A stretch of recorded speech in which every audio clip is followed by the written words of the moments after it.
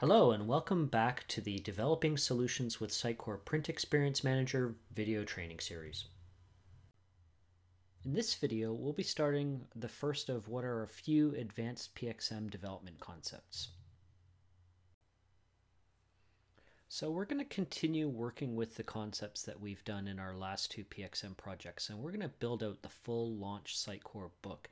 And what we're going to do is combine a number of the elements from the single article that we saw. So we have the structure and we have how we want a single article to flow onto a number of pages. And so that's one concept, the flow in that single article.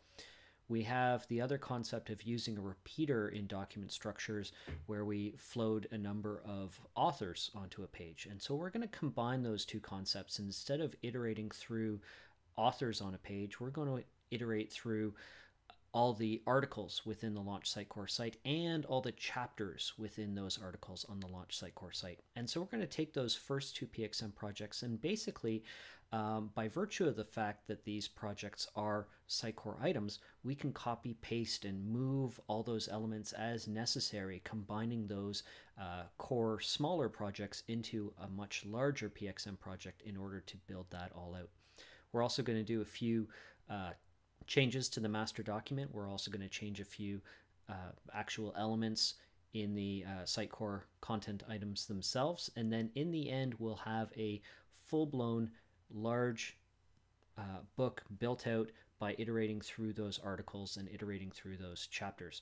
And then at that point, we can take that and go a little bit further and start to understand InDesign variables. And so we'll start to do running headers on those pages, and we'll start to build out a table of contents as well. And that's functionality within PXM that allows you to assign variables and write to those variables at runtime.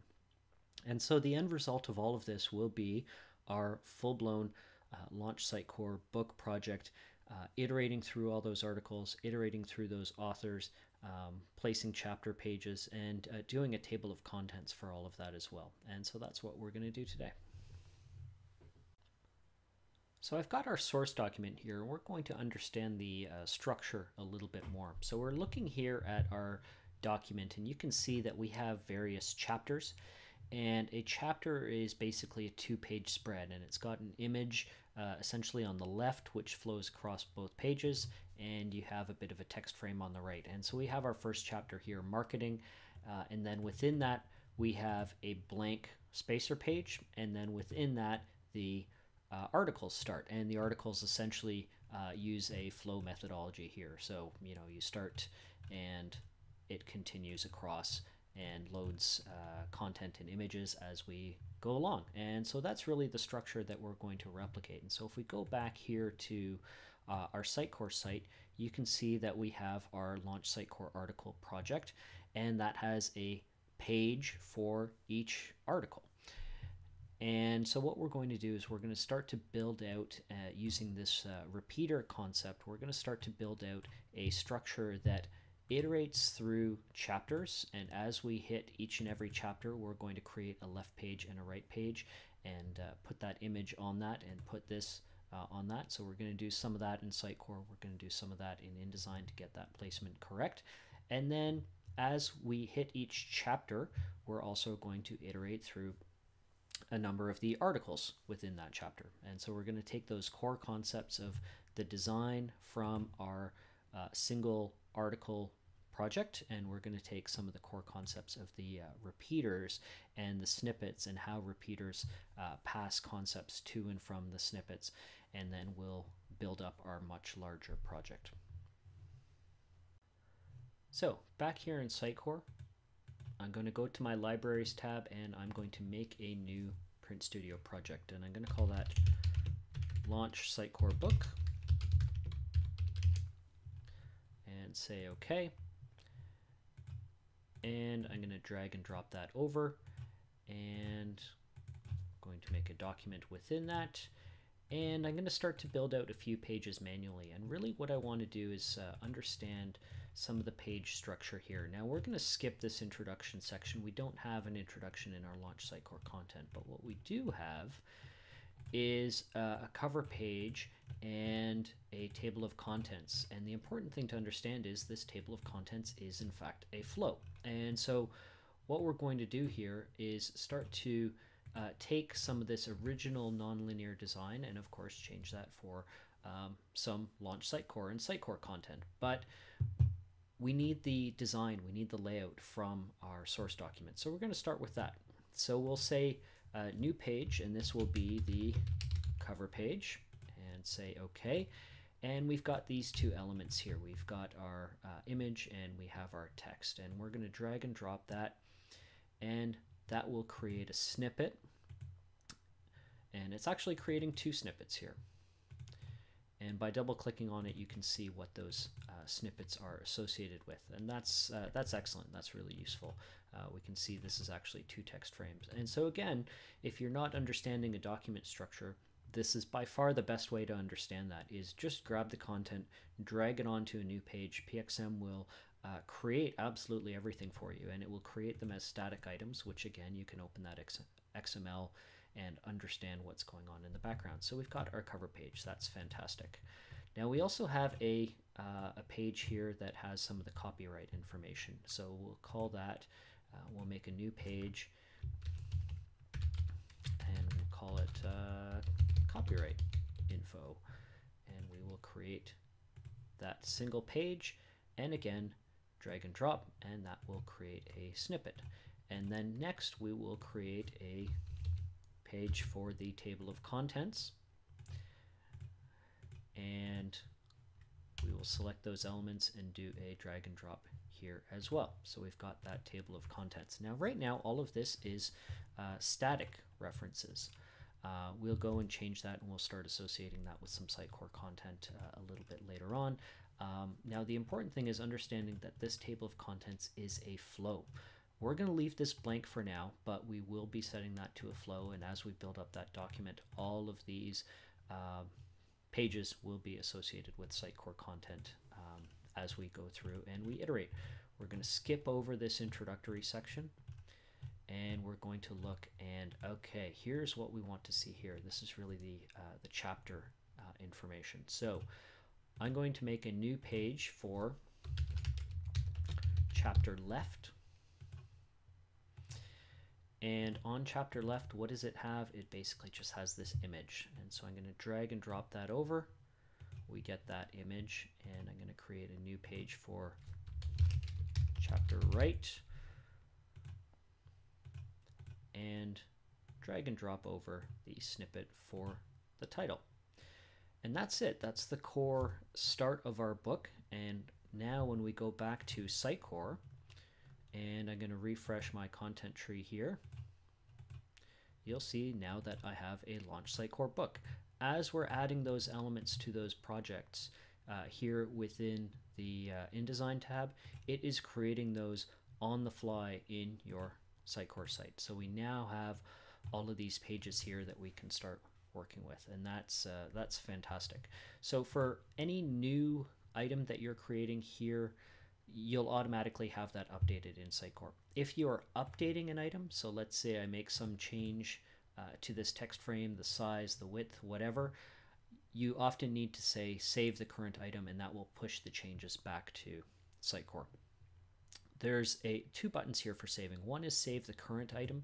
The other at the page level is save, and that will save all the child items as well. I recommend being very granular and always using save the current item. And the reason is if you have custom renderers that are doing things like, say, iterating through a SQL Server database and building a giant table on a page, if you use save and it's saving all the items, PXM doesn't know really where that source content is coming from, and so it will often take things and say, oh, this is new static content, it's a new table, and it will make you a new snippet and a new static text frame and some new static items within that to hold that table information, which is really useful when you're importing documents, but in this case you're just updating a project, and you wouldn't want to update that table that was created statically from a custom renderer. And you just want to be very careful as to what you're changing and what you're pushing back, and so I always tend to use save the current item. And so the other advantage of that is if you double click on items, you know what's being selected. If I double click this, I know this is the image, and I know that if I say save the current item, it's just that singular granular element that's changing. And so we're now going to take this core project here, and we're going to start to rearrange this with renderers, and we're going to start to reassociate content from the static items that we had here on our page. So for example, in our cover page, and then also on our subsequent pages as we go through the content. Another big example is the chapters here. These images will be associated with the images that we have on our chapter sections, and we do have a blank image here, which is great, but it does mean that we need to go through some of the content here and start to associate images that we're going to then subsequently use in our document. So let's go back to Sitecore here, and we're going to go to that snippet, and I've renamed that snippet to be the logo.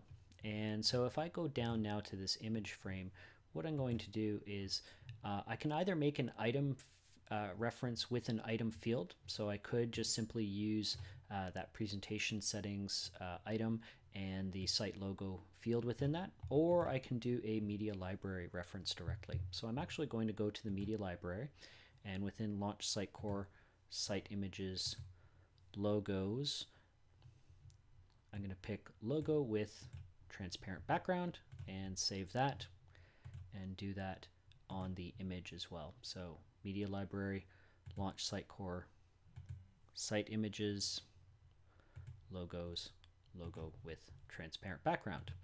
And I will save that. And so now if I go back to my project, and I'm going to close my source document here and also close the authors I was working with earlier. Now I have made changes to this item within Sitecore, so I'm going to refresh that, and you'll see that your changes are reflected, and more to the point, it's now pointing to the correct media item. And so I can load that page and make sure, great, I'm now seeing the Sitecore logo there, which is fantastic.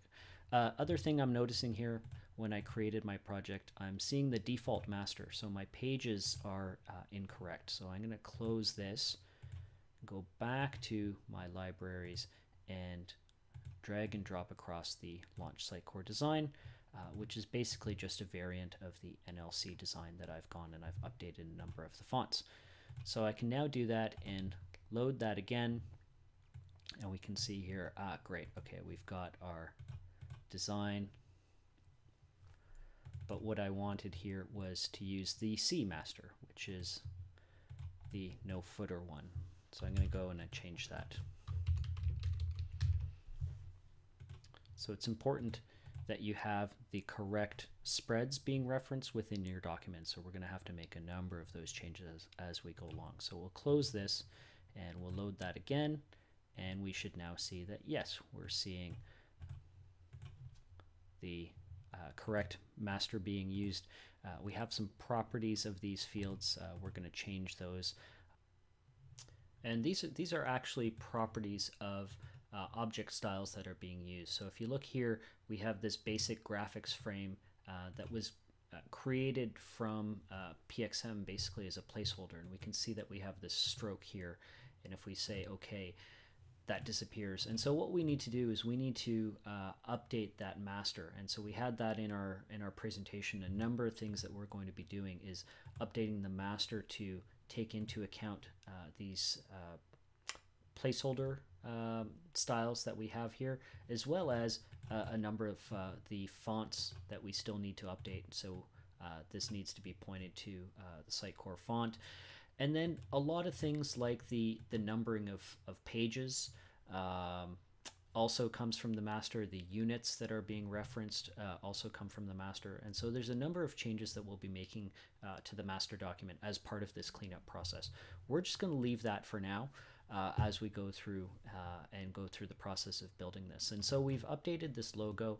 We're also going to update the content on this page, and we're going to do the same for the copyright info. I'm going to skip that, basically do that in the background, and then we'll look here at the chapters that we're going to load. And so we're going to go to our chapter items, and make sure that we actually have an image here in the site section. And so I'm going to go ahead and fix these so that these text frames are pointing to Sitecore content, so for both that page and the copyright info page, and then we'll go and focus on the chapters, and then we'll start to look at how to enable repeaters within this project.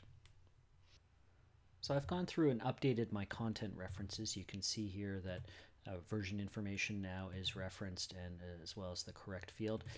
If I load the cover page, you can see here that, great, I've got my logo, I've got my text. Now I'm going to make a couple changes here. I'm going to say that these have no object style, and then next I'm going to pick a paragraph style here of header 1, and I'm going to save that and save that as well. And so the next time this page is loaded, those changes will be put into effect. Oh, last but not least, so I do this object style one more time, save that on both the image frame and the image, load this one more time for good measure. There we go. So that is put into effect. We can also set things like making this logo grow as necessary. So because this is a low-res version of the logo, it's making it as big as it can. We can do things like fitting that to frame. So we can say fit content to frame, and that'll expand the logo. You could also say fit content proportionally, which is what we want in that case. Again, we'll save that and save the image underneath that. So we've done a few minor changes. We're, again, really not changing the underlying content, which is of course the magic of PXM and Sitecore, but we are changing the properties of those text frames and image properties in image frames as we go along. So we've gone ahead and done that. Copyright information will load that page, and you can see here that's good as it is. We just want that little versioning number, so as the site is updated, we can understand that the document is being updated in that fashion as well. Now, cool thing that I should point out, the fact that these are separate items within Sitecore means that you can load these pages one at a time. This is really useful for building large projects, and that's kind of one of the hidden advantages of PXM. Is that you can work with elements individually, and that includes page elements, that includes content elements, of course. So in the past, traditionally, if you were working with very large documents, it would be fairly commonplace to take an InDesign document and break that up into a number of smaller InDesign documents and then assemble that at the end. It's a lot less necessary with PXM. You can really be working with your content granularly and then just export that as necessary, or even just send that to InDesign server for the assembly of a large project. And so that's kind of a really cool feature within the product. So we've got that. We've made a few of those changes here. Now next I'm going to go through and go back to my underlying Sitecore content here and update these items to add a number of images. So in my getting started chapter, I'm going to say browse, and this is going to open the media library manager, and I'm actually going to go to the tree view because I know that these are in backgrounds, and so I've got a number of backgrounds here. I've got buildings, and so this is a good I think for me getting started image.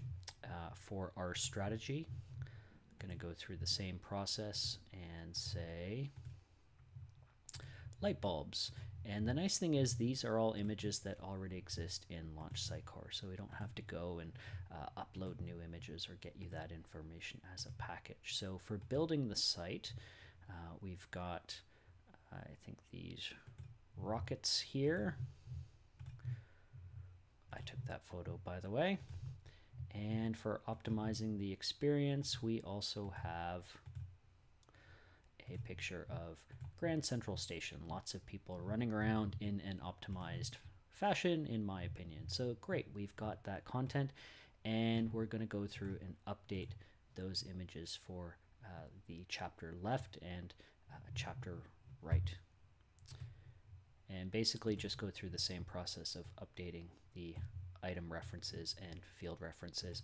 And at that point, we'll now have and information for a chapter, and then we'll apply the repeaters to that. So I'll skip that for you guys and you'll just see the end result. Okay, so we've gone through the exercise of setting those image references correctly on the snippet, the image frame, and the image, and we've also set the references on the text snippet and the text frame, and we removed the underlying static text item. PXM will actually just ignore it if there is a item reference and field reference on the text frame, but I often find that it's just nice to clean up that content tree and remove those as necessary. So normally it looks like this, and it's useless once you've associated it with text. You can't delete that in PXM. You do need to do that in Sitecore. So I've gone and done that for the chapters, and the end result looks like this. We've got this background image and we've got this text here. Now, one thing that I've done is move that text from the underlying layer 1 because the text was pushed behind the image.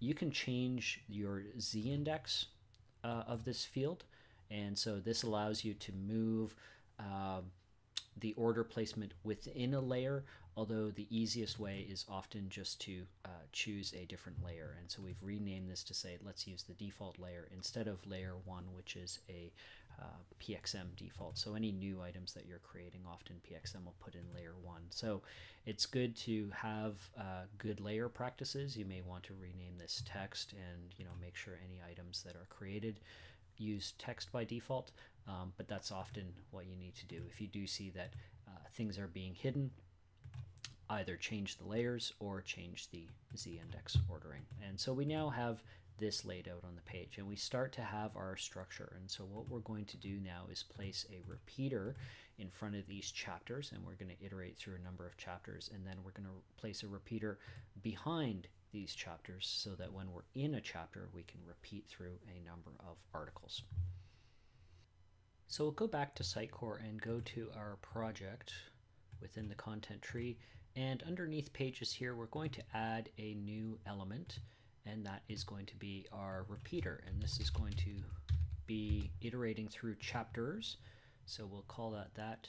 We'll move to the bottom, and then within that we'll drag and drop our chapter pages.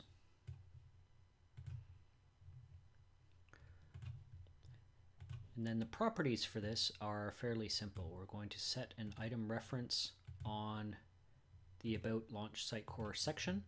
Our item selector, again, this is XPath. We're just going to say star, and then we're going to set a data key of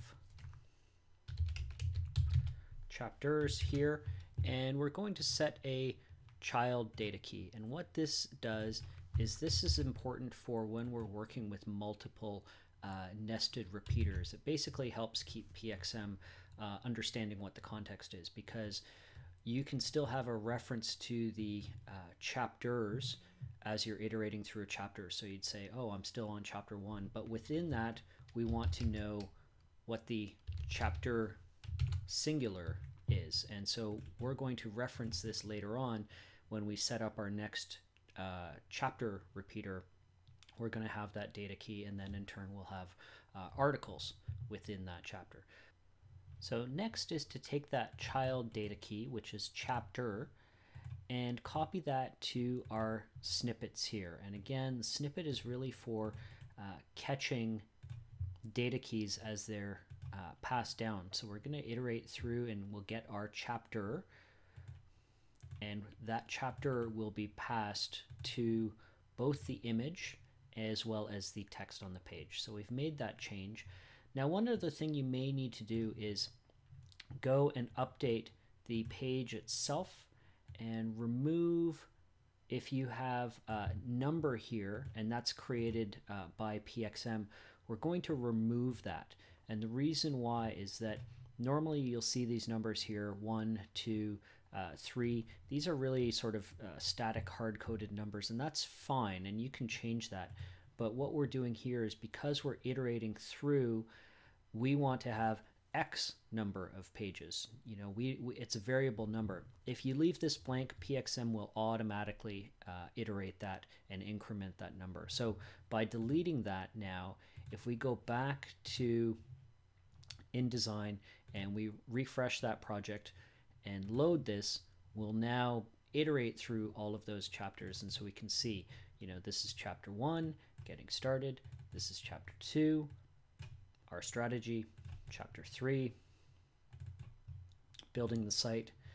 And chapter 4, optimizing the experience. Now, in some cases here, the headline doesn't look that great, so we'll pick a darker number. We'll set some of these background images to have a little bit more transparency. We need to tweak the edges a little bit in some cases. So these are all the types of things that we'll do, and we'll fix that in the final output. But again, the point is we're iterating through these chapters, and that's what we want to do. So now we've got that repeater before the chapter. We're going to add a blank page because you'll remember if we look at the article, the pages start on the right hand side. So we'll add a blank page in our chapter, and then we'll start to iterate through the articles within a chapter. So we'll do that now. So once again, we will go back to Sitecore, and a few ways to do it here. I'm just going to make a copy of my blank page. I'm going to put that at the end. Same thing, I'm going to remove that number that we get automatically. And so this way we just have that number incrementing, and I'm just going to call this blank page. And next, I'm going to insert another repeater, and this will be called the article repeater because we're going to repeat through a number of articles within that chapter. Oh, it's inserting it into the wrong spot. I'm going to move that up and move this to the bottom. And also within blank page, I see I have a snippet. I'm just going to remove that as well. I don't want to have anything on that blank page. So within the article repeater now, we're going to have our same chapter data key. And within that chapter, we're going to iterate through everything. And I'm just going to put an item reference here. Now, this isn't used by the project when it's loaded on demand, but the item reference is used by the plugin. So if for some reason I just want to edit a single article page, this is useful for just picking that single article and then iterating through that. So it just helps when you're using the InDesign connector to have an item reference here. But again, it's not necessary because we're loading the entire project, so it'll get this from the parent naturally. But like I said, if you're just working with individual granular elements, this is useful because it's really used as sort of a backup for the plugin to understand. Next, we're also going to have a child data key name, and that is article. And so what we're going to do now is actually go and get our article content here, and we're going to copy that underneath our repeater within our book. And so this is why we're saying, we can use smaller projects to build up larger projects. And so that article is now copied there. And last thing, again, the snippet within the article, we want to update our data key because we're working with an article here. So at this point, we should be able to go back to InDesign, and when we load the project, it'll load those first 3 pages. It'll iterate through the chapters as we saw, and then within a chapter, it'll iterate through the articles, and we'll see that built on the fly within our PXM project. So back in InDesign, we'll close the previous document that we had open. Once more, we're going to refresh the content tree. At this point, you can see that the article repeater is being pulled in, and then within that article repeater, it's going to create a new page, which is a flow, and then it's going to iterate through all the content in that article. So I'm going to load this whole project, and we will now see this takes a little bit of time, 20 seconds or so, but it's basically building out a document which is hundreds of pages, and you can actually start to see that here now. So we've got our page 1 chapter getting started, and then our first article, the Launch Sitecore site. and then our second article, the Sitecore user interfaces, and then it starts to flow that content. Now, our flows are not set correctly. There's a bit of a mismatch with the Launch Sitecore design here. It's making the pages a little bit too short because it's using the wrong text frame, but that's okay. That's easily correctable. But you can see here now, it's got our first two articles and going through that, and then we're creating our next articles and our next articles, and it's just continually flowing the content. Now, there's a few things here. One, we're seeing very large images. That we're going to fix with a custom parser. So what's happening is the default image parser is placing these images on the page, taking the size parameters from the size of the image within the CMS. We don't want to do that. We want to restrict the size of the image in our document. So we're going to write a custom parser, which will take these images and say automatically reduce them to the size of the text frame. Similarly, if the image is very tall, we want to reduce it to the height of the text frame. So that we're going to do as a custom parser. But the point is really that we've built this document on the fly, and this is being done using repeaters. And that's a really, again, useful concept, very key to automating projects. And then, of course, the concept of data keys. And so basically we're iterating through our chapters. We're updating a child data key of chapter, and then the article data key will receive that chapter and in turn iterate through the articles, or article singular, multiple instances of article singular, based upon this item selector, and that item selector is XPath. And so you can get very specific, moving up and down the content tree and selecting various Sitecore items, and in turn passing those to our child data key, and then that child data key is passed to the snippet. So it's updating the item reference in that snippet and creating all those items on the fly. And so this is a really useful implementation.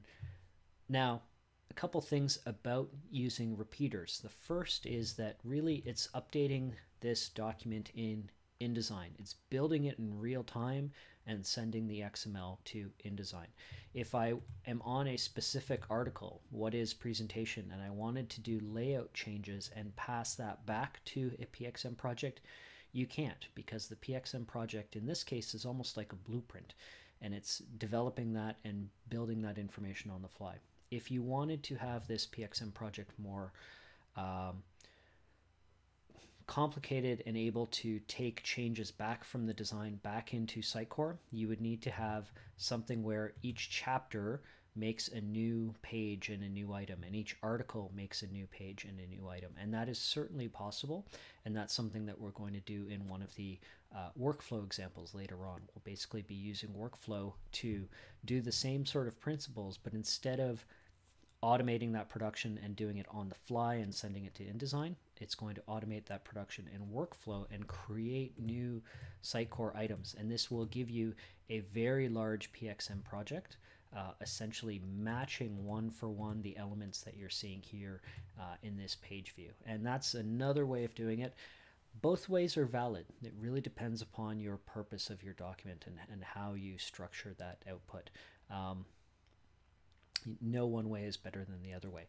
This repeater method is necessary, however, for when we're doing personalization. So in the personalization example that we're going to do, that is where your end user is visiting the site, picking a number of favorite articles, and then generating a personalized PDF on the fly. Well, in that case, we do need to use the repeater. And what is the repeater taking as its value? It's taking a pipeline delimited field of GUIDs, and it's going to iterate through that and give you article 1, article 2, article 3 on the page. And in that case, we must have a repeater. And so this implementation, we need to have it for that personalized example. But if we're talking about helping out designers, the big question is, how often are designers going to be pushing changes back to Sitecore? If it's on a regular basis, then possibly you want to be doing that in workflow so that each and every element on the page here matches an element within your PXM project. In our case here, we're just doing automation. We're basically using this to create it, and you're outputting it onto the screen. Now, you can save this as a document and work with it after the fact, and many of the references stay in place, but it's just a different way of working.